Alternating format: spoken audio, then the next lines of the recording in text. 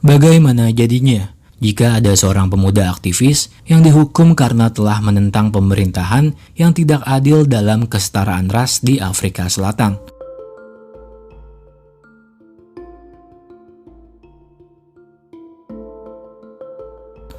Dan bagaimana caranya dia bisa melarikan diri dari penjara dengan hanya menggunakan alat yang sangat sederhana atau bahkan mustahil?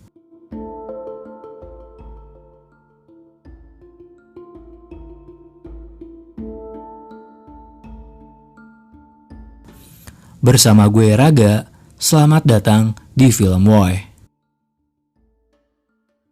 Film ini dimulai dan berlatar belakang di Afrika Selatan, ketika di mana kondisi sebagian di negara itu sedang membara. Karena pada saat itu, di negara itu menerapkan sebuah sistem yang bernama apartheid, yang artinya sebuah pemahaman yang menganggap ras kulit putih berada di posisi lebih tinggi dibandingkan dengan ras kulit hitam. Yang mana tentu saja orang yang berkulit ras hitam tidak terima dengan pemahaman seperti itu, hingga mereka semua menuntut keadilan dan kesetaraan ras.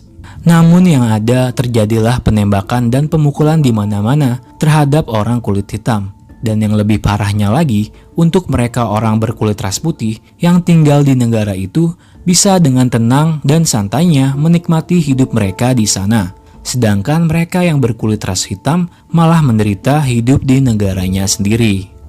Scene berlanjut di sebuah jalan. Datanglah seorang pemuda yang bernama Timothy Jenkins, yang mana dia adalah seorang aktivis. Walaupun Jenkins berkulit ras putih, tapi dia sangat menolak dan sangat anti dengan sistem apartheid di negara itu.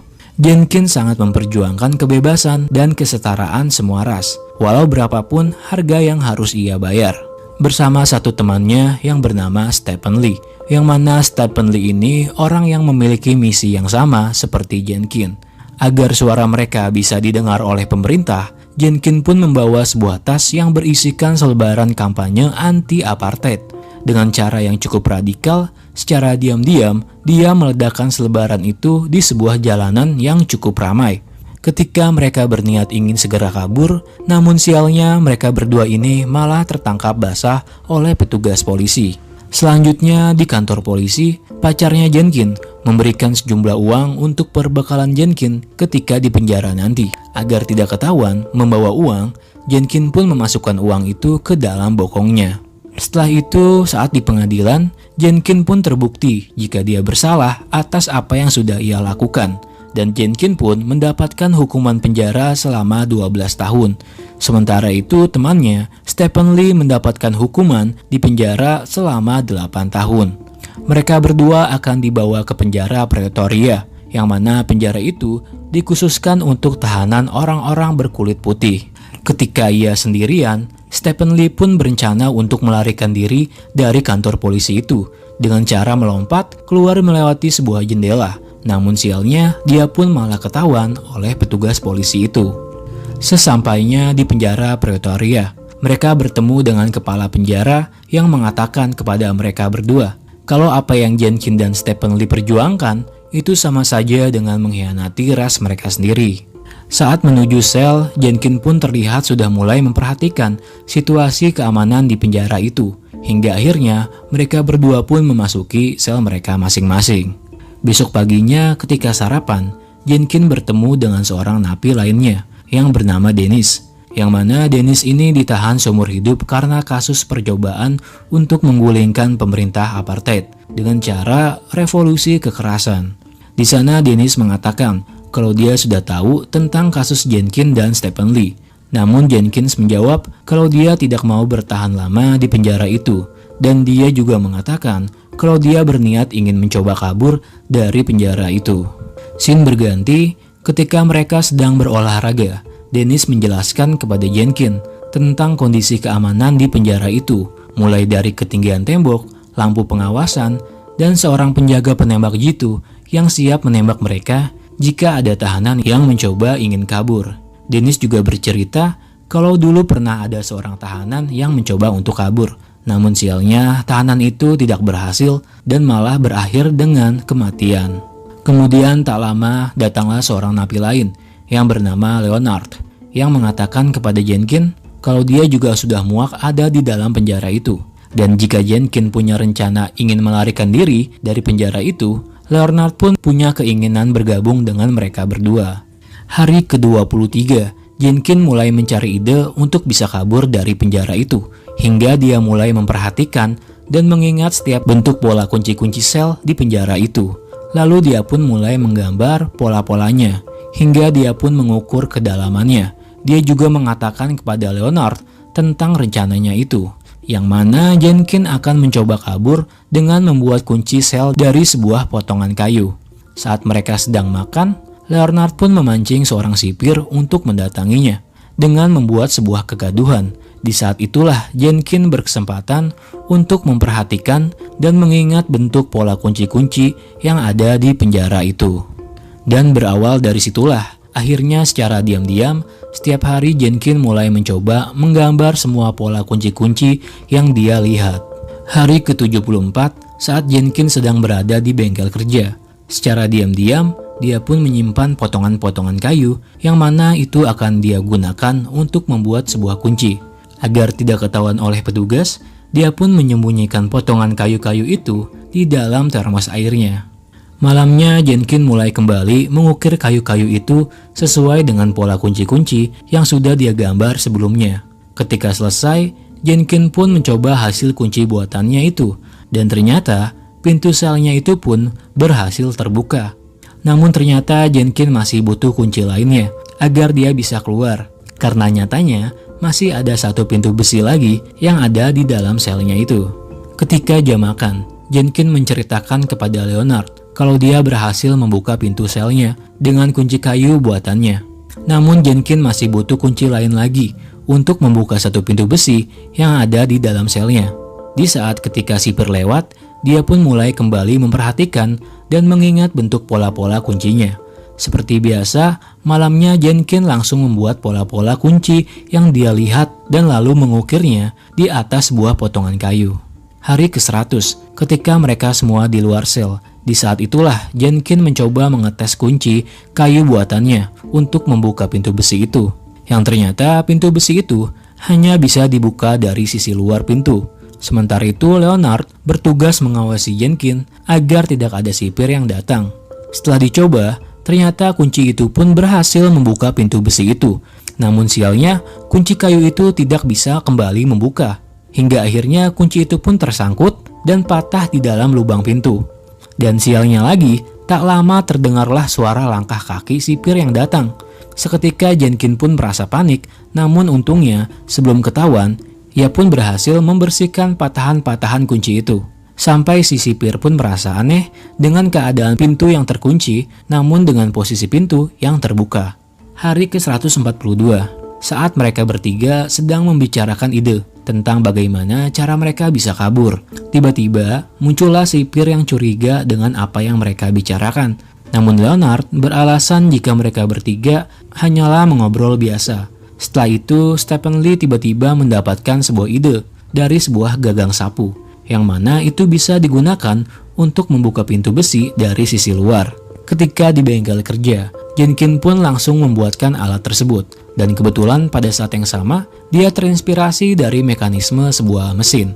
Ketika selesai, malamnya Jenkins pun mulai mencoba kembali alat buatannya itu, yaitu sebuah gagang kayu yang akan ia gunakan untuk membuka pintu besi dari sisi luar pintu. Dengan cara memasukkan kunci lalu memutarnya, pintu pun berhasil terbuka. Namun sialnya, ketika ingin menariknya, kunci itu pun malah terjatuh di luar sel. Seketika dari kejadian itu membuat ia panik. Jenkins mencoba mengambil kunci itu dengan cara menggunakan sebuah permen karet yang ia tempelkan di ujung gagang kayu.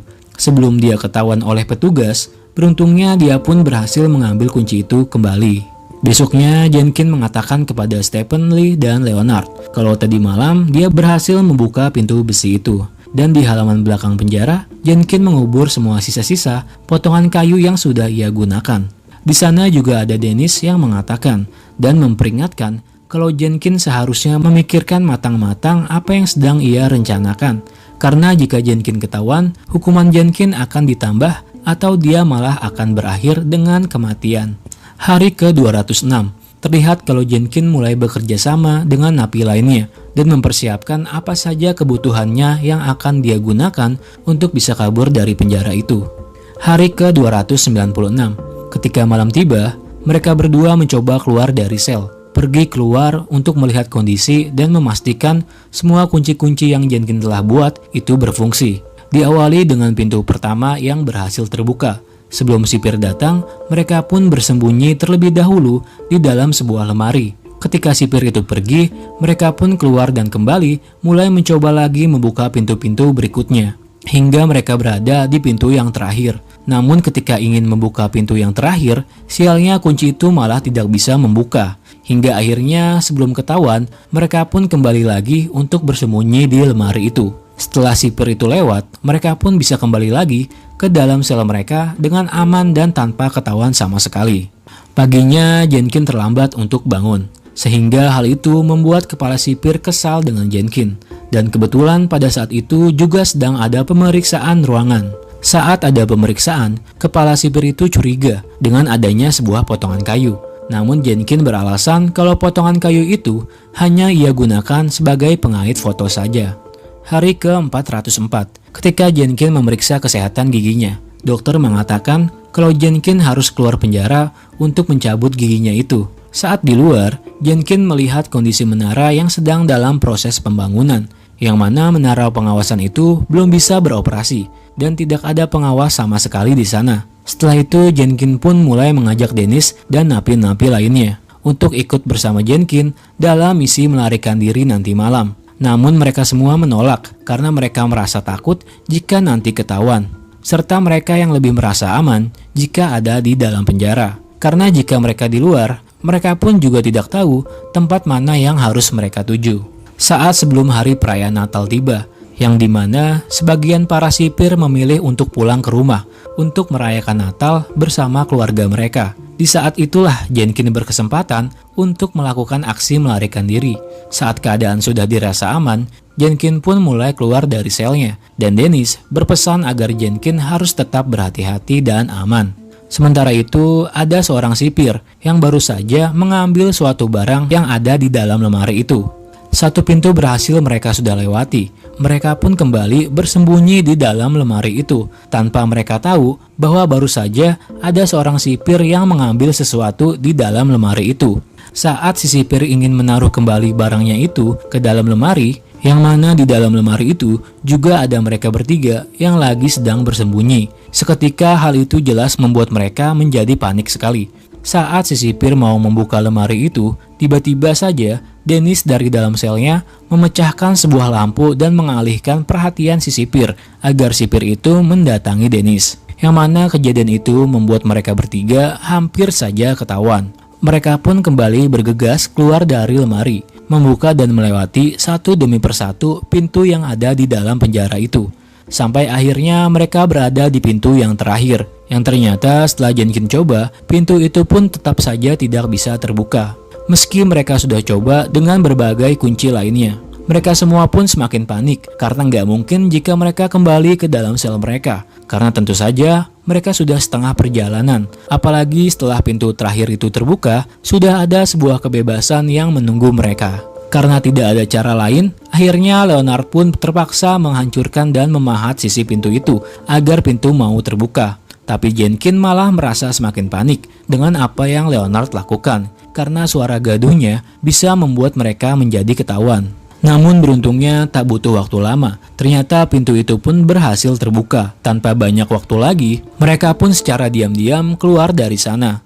Namun Jenkin masih tetap harus berhati-hati karena masih ada satu pengawas di atas menara itu. Tak terlalu sulit, mereka pun akhirnya bisa melewatinya dan mereka bertiga pun berhasil keluar dari penjara itu. Dengan sedikit penyamaran agar mereka tak dicurigai orang atau petugas penjara. Setelah mereka berjalan cukup jauh, mereka pun semua berlari dan terus berlari menjauh dari penjara itu. Di akhir film ini, ketika mereka ingin menaiki sebuah taksi, supir berkulit hitam itu mengatakan kalau taksinya itu hanya khusus untuk penumpang berkulit hitam. Jenkin mengatakan jika dia tak masalah dan dia pun memberikan sejumlah uang yang cukup banyak. Akhirnya supir itu pun mau membawa mereka bertiga pergi dari Pretoria. Di sana, di akhir film ini, terlihat jika Jenkins, Stephen Lee, dan Leonard sangat bahagia sekali. Sekaligus mereka sangat terharu karena mereka tidak menyangka kalau mereka bertiga bisa kabur dan bebas dari penjara itu. Dan di sisi lain, ketika kembali ke penjara, akhirnya sipir penjara itu pun baru menyadari kalau Jenkins, Stephen Lee, dan Leonard ternyata sudah tidak ada di dalam selnya. Dan film pun selesai.